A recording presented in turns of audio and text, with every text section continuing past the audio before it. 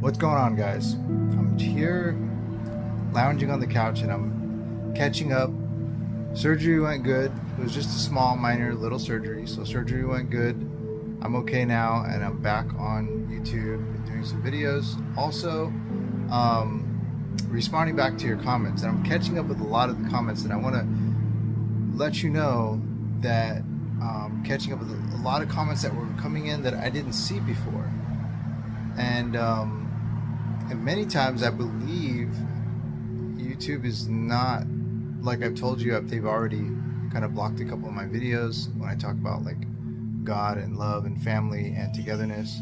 And then also, I think they've even deleted some of my comments because I'm responding back to the same people under the same comments. So keep commenting, because sometimes I think they might be deleting some of your comments. So keep commenting.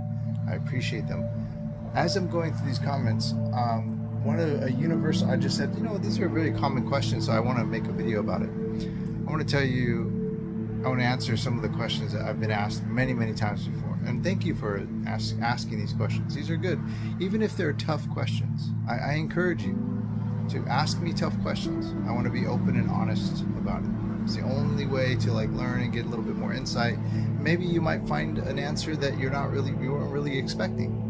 Maybe you didn't look at it that way. Maybe it will help us look at things from a different perspective. And that's how we gain a little bit more intelligence. We become open-minded and get better ideas or different ideas from other people, and how we can reflect upon our own lives. So the number one question I'm always asked, and I'm gonna answer this again, and I'll answer it many times as you want. Why did I get a divorce?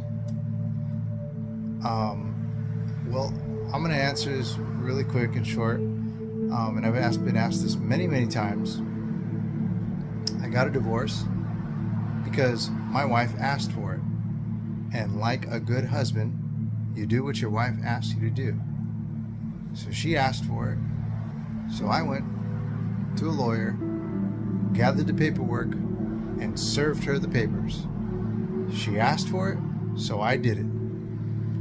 And she wasn't happy, but if you're my wife, I'm gonna do what you ask me to do. If you tell me to go do something and you don't really want me to do it, then you shouldn't be telling me to do it, because I will do it. One of the stupidest things I remember, an ex-girlfriend had told me one time. She told me to go have sex with somebody else. Go have sex. And that's a big red flag that she's cheating, right? And I said, do I ever tell you that? No, she says. I said, okay, I don't tell you that because I don't want you to do that. But remember, I care about you. If you tell me to go do that, so be careful what you ask for. So the reason why I got a divorce is because she wanted it, and like a good husband, I gave it to her. The other question was asked was why, let's see, what was the other, number one of the main questions I asked? One of the questions I've been asked several times before was, why do I always address the men and the women in my videos? Almost like equally, like if this experience is something that women go through now. The reason why I am fair and equal into addressing mainly the men, because it happens to mostly men in this country, let's just be honest. But I do address the women as well too, because some women do go through this. And I would like to thank those ladies for commenting. I would like to thank many of you for staying with me on this channel. And you keep quiet and you keep silent, and I appreciate the fact that when you do come in and you comment, you share some really good insight, because sometimes it's nice to have a different outlook and a different perspective, maybe a different angle of viewing things when it comes from a female's point of view. And I do appreciate that, because many times us men can get lost in the one directional thought of like, well, we hate women, they're just, they're cheating, they're lying, they're going to use us in court, and they're using the lawyers against us, and all this, blah, blah, blah, blah. All that is true, but sometimes when it comes from a different angle, and a woman that experienced what we are experiencing as men, sometimes it's a little bit more refreshing to understand things from the other side.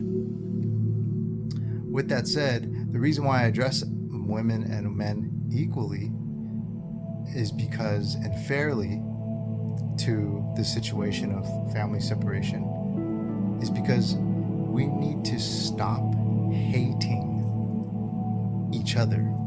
It's very simple. You are being controlled by a higher power that you have no idea is there. It's being trickled down from the mountaintops, from government, city, local, state, lawyers, police officers, counselors, and schools, and then you. And it trickles down from the top. Shit flows from top to bottom. And it has nothing to do, it has, your spouse may be exacerbating the problem and not making it any worse, made it better. They may be making it worse. But she's just falling in line like the other slave-minded people that are in this country, running this country. This country wants us to be separated.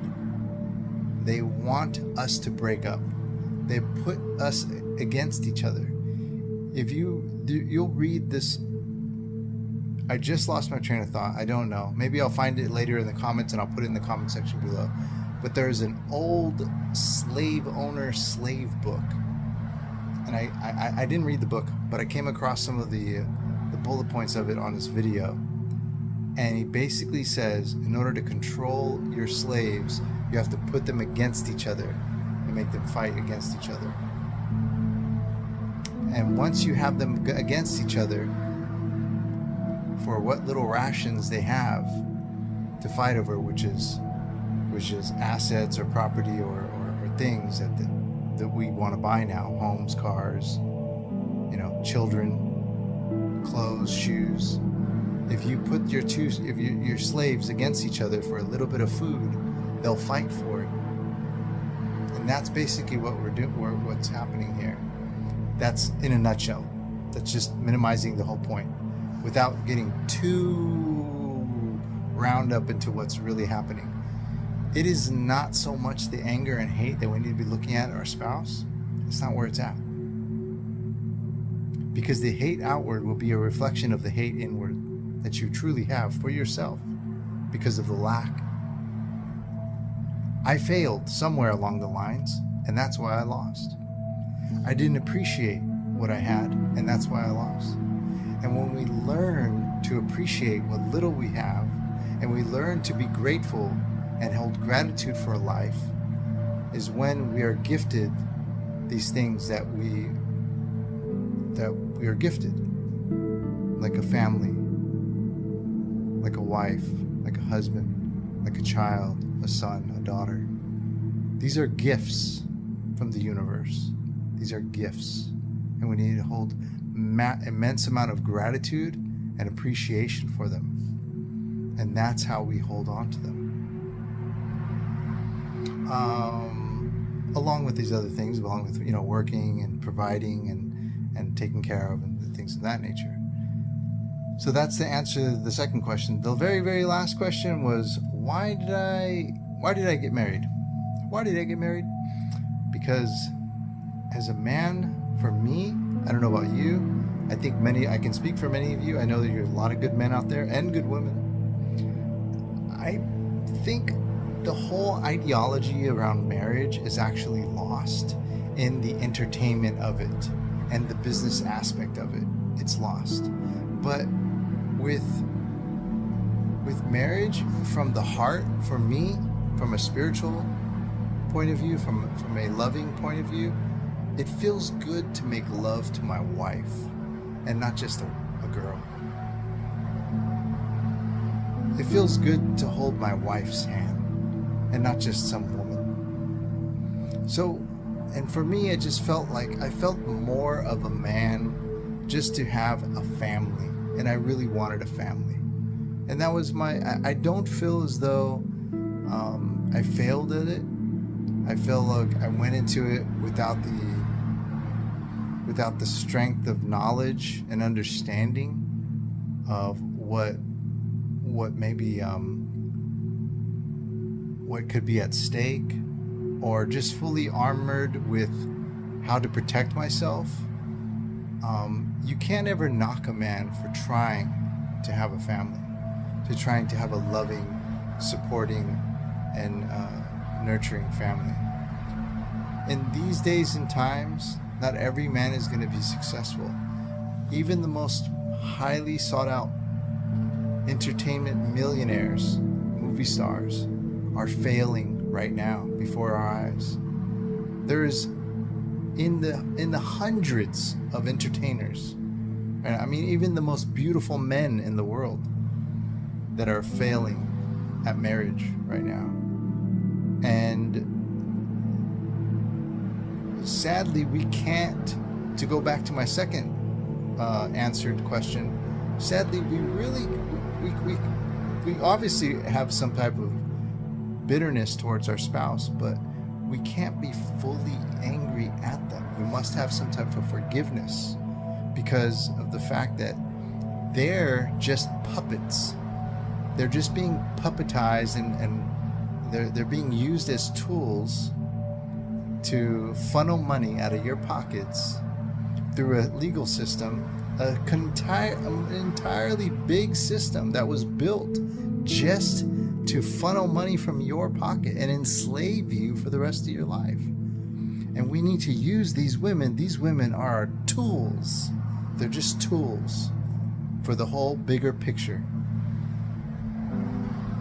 That's all they're doing. If you're a lawyer, if you're a divorce lawyer, all you see women as is not, I'm going to go into the divorce court and help these women. I'm going to use these tools to get money in my pocket. That's all they are. They're a tool for the game. I love you guys. Thank you for your comments. Thank you for watching. Thank you for liking. I'm reading and I'm going through a lot of your comments recently. I hope you guys are getting my answers back. There's quite a bit of them, so thank you. I'm looking forward to talking with you guys again on some future videos coming up. Don't forget to like and subscribe. Take care. Bye-bye.